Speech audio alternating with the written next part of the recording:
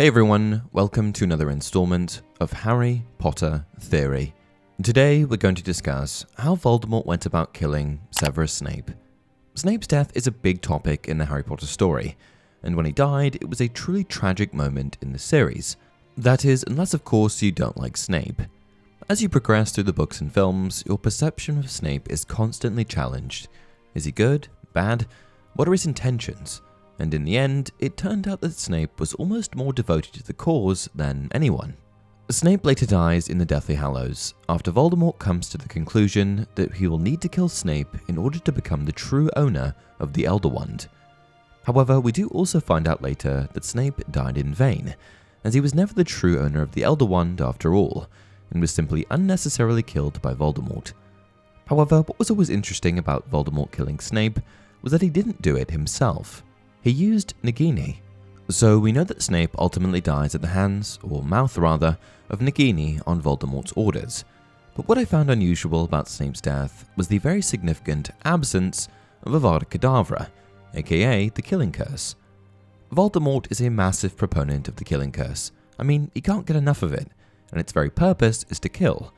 So why wouldn't he use Avada Kedavra on Snape? Instead, he uses Nagini to finish Snape off. Why? From the books. Why doesn't it work for me, Severus? In the silence, Harry imagined he could hear the snake hissing slightly as it coiled and uncoiled. Or was it Voldemort's sibilant sigh lingering on the air? My lord? Said Snape blankly. I do not understand. You have performed extraordinary magic with that wand. No, said Voldemort. I've performed my usual magic. I am extraordinary. But this wand, no. It has not revealed the wonders it has promised. I feel no difference between this wand and the one I procured from Ollivander all those years ago. The Elder Wand cannot serve me properly, Severus, because I am not its true master. The Elder Wand belongs to the wizard who killed its last owner. You killed Albus Dumbledore. While you live, Severus, the Elder Wand cannot truly be mine. My lord, Snape protested, raising his wand. It cannot be any other way, said Voldemort. I must master the wand, Severus. Master the wand, and I master Potter at last. And Voldemort swiped the air with the Elder Wand. It did nothing to Snape, who for a split second seemed to think he had been reprieved. But then Voldemort's intention became clear. The snake's cage was rolling through the air, and before Snape could do anything more than yell, it had encased him, head and shoulders, and Voldemort spoke in Parseltongue. Kill. There was a terrible scream. Harry saw Snape's face losing the little colour it had left. It whitened as his black eyes widened, as the snake's fangs pierced his neck, as he failed to push the enchanted cage off himself, as his knees gave way and he fell to the floor. This excerpt depicts Voldemort's puzzlement with why his newly acquired Elder Wand feels no different than any other wand that he has possessed. Essentially, Voldemort believes that because Snape killed Dumbledore, the Elder Wand's allegiance lies with Snape, and that because the Elder Wand didn't show allegiance to him, it just felt like any other wand. Voldemort deduces that because Snape killed Dumbledore, that the Elder Wand has allegiance to Snape, and that by killing Snape, its allegiance will switch over to him. The Elder Wand cannot serve me properly, Severus, because I am not its true master. The Elder Wand belongs to the wizard who killed its last owner. You killed Albus Dumbledore. While you live, Severus, the Elder Wand cannot truly be mine. However, Voldemort is hesitant as he doesn't want to risk his plan backfiring. Voldemort believed that the wand would not be capable of killing its true owner, so he uses another method, one that is convenient and effective, Nagini. Because Voldemort believed the Elder Wand owed its allegiance to Snape, he deduced that the wand would not kill its true master, and for these reasons, he chose to use Nagini. The Elder Wand is simply the most ruthless of wands in that it will only take into consideration strength.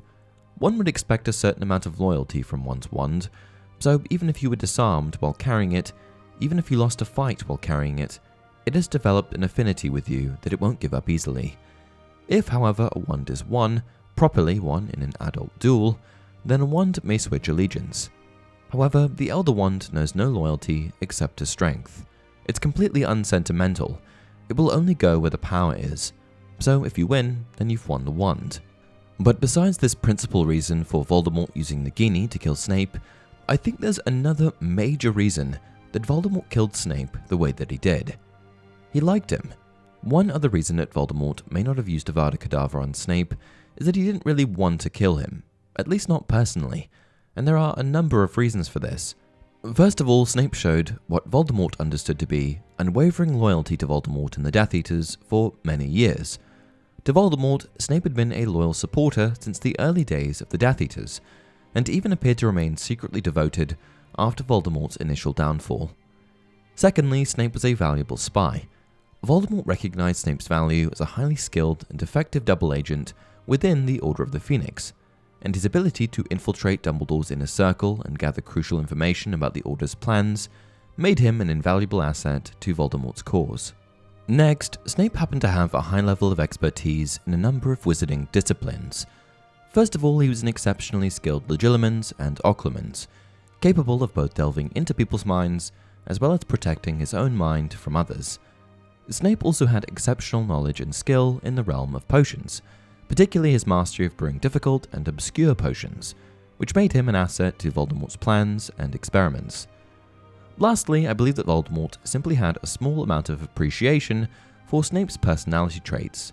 Voldemort held a deep appreciation for cunning and ambition, traits that Snape possessed in abundance. Snape's intelligence, resourcefulness, and cunning nature aligned with Voldemort's ideals and might have contributed to Voldemort's personal liking of him. Bearing all of this in mind, next I want to discuss the Killing Curse. To be able to cast the Killing Curse, or any of the unforgivable curses for that matter, you must really hate someone and truly mean for the spell to hurt them. And I think that Voldemort may have just had a little bit too much respect for Snape to kill him. Sure, Voldemort was a sociopath, but I think that he really appreciated Snape in a weird sort of way. You can't perform an unforgivable curse like Avada Kedavra without proper intent. This is explained in the following excerpt. "Never used an unforgivable curse before, have you, boy?" she yelled. She had abandoned her baby voice now. "You need to mean them, Potter. You need to really want to cause pain, to enjoy it. Righteous anger won't hurt me for long. I'll show you how it's done, shall I? I'll give you a lesson." Those were, of course, the words of Bellatrix to Harry. And those are the main reasons that I think that Voldemort never used Avada Kedavra on Snape. What is also worth mentioning is that Snape's death in the books and films was quite different, and I've actually got a theory that builds on these differences. If you want a video on this, let me know down in the comment section below. Until next time, remember, it does not do to dwell on dreams and forget to live.